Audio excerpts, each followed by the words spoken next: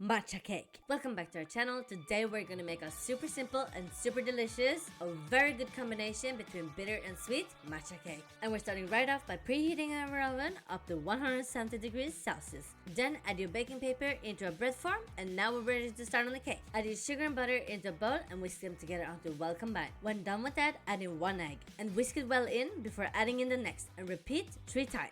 If it looks a little split, don't worry, next up is the dry ingredients and it will fix that. So sift in your flour, followed up by sifting in your baking powder and matcha powder. Then whisk it all together, add in your chocolate and keep on whisking until the batter looks nice and smooth. Transfer the batter over to the covered baking form, smooth it out a little at the top, tap it a few times on the flat surface so the batter will evenly spread out. Then bake the cake inside an already preheated oven for 40 minutes.